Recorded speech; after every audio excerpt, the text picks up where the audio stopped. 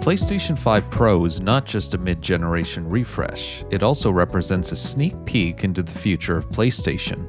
The Pro has a larger GPU to run games better and dedicated ray tracing tech resulting in better performance in ray-traced games. However, the most important feature, and the one many tech experts are most excited about, is PlayStation Spectral Super Resolution, known as PSSR. PSSR is an upscaler just like Nvidia's DLSS or AMD's FSR. In case you do not know what an upscaler is or how it works, it's essentially technology that takes an image that is lower resolution, like 1080 or 1440p, and upscales it to a higher resolution, like 4K. PSSR is new compared to those other upscalers I just mentioned, which have been out for a few years, but the good news is that it appears PSSR is helping to run games quite well.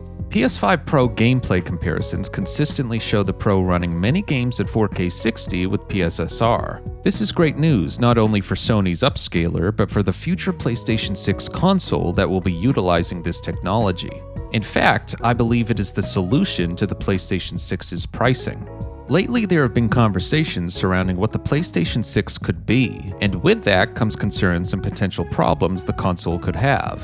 There are a few problems I could talk about, but the most important one is pricing, which has been a topic lately with the PS5 Pro. Currently, the PS5 Pro is likely being sold at a premium, so Sony actually makes money off of each console sold. However, because of the $700 price tag, a common concern gamers have for the PlayStation 6 is its potential pricing.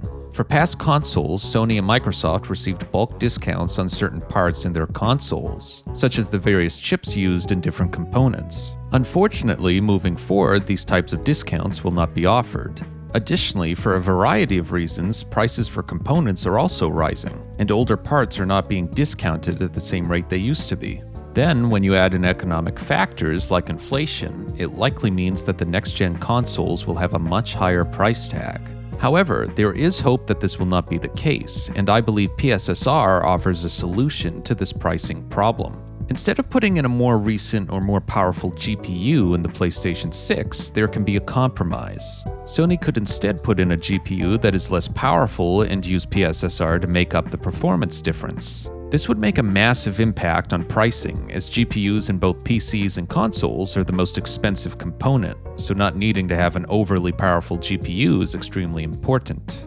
As a hypothetical, instead of putting in a $350 GPU into the PS6, they could put a $200 GPU into it and use PSSR to achieve the same performance in a game as that more expensive GPU. Though it may be a little wishful thinking, the good news is that for the most part, PSSR is quite impressive so far. As I mentioned earlier, many games are running at 60 FPS at an upscaled 4K on the Pro using PSSR. In some cases, the upscaled game looks better than what the native 4K looks like by comparison.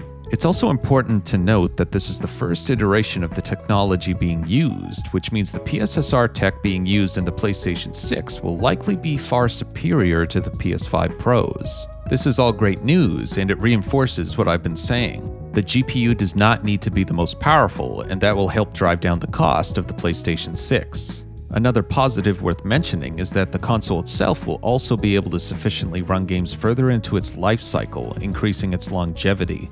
Thus, it's exciting to think about the future of PSSR and how it will impact the next generation console, both in terms of performance and pricing. However, there are some caveats and potential issues about what I'm saying. First, everything I'm talking about here revolves around PSSR and how it's further developed and improved. If it does not sufficiently improve by the time the PlayStation 6 launches, then it could be an issue. Games are only going to get more demanding and tough to run on consoles and PCs, so upscaling technology needs to meaningfully improve as time goes on to help run such demanding games. Second, upscaling itself has issues and is not perfect. Common issues are artifacts and ghosting on screen. The more an image needs to be upscaled, the more noticeable visual artifacts and ghosting will become. And lastly, there are factors regarding pricing that could easily increase the cost of next-gen consoles. As of now, PSSR is hardware, so it's physically in the PS5 Pro. Currently, we do not know how much that PSSR hardware actually costs, so even if Sony can put in a less expensive GPU and use PSSR to make up the performance differences, that PSSR hardware could easily drive up the overall price of the console if it's not cheap to put in. Similarly, other components of the console will need to be powerful enough to not hinder the PSSR performance gains, such as the GPU.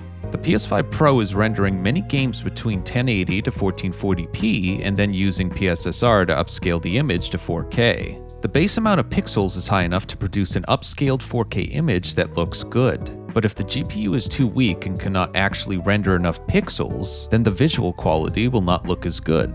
Alan Wake 2 is a good example of this, as the PS5 Pro only renders the game at 864p and upscales it to 4K, producing a compromised image. Thus, the PlayStation 6 needs a powerful enough GPU to run the game at a good base resolution regardless, which could not be cheap.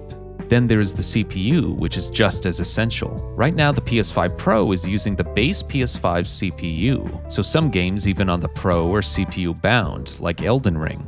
If a GPU can run a game at 60 FPS, but the CPU is too weak or slow and tops out at 45 FPS, then no matter the GPU or upscaler used, the game will top out at that 45 FPS because of the CPU bottlenecking performance. So, the PlayStation 6 will absolutely need a CPU that is powerful enough to properly work with PSSR and the GPU, which may drive up the cost of the console. And in general, there could also be unforeseen economic factors that increase costs as well. Thus, there are no guarantees about the next-gen consoles or their pricing.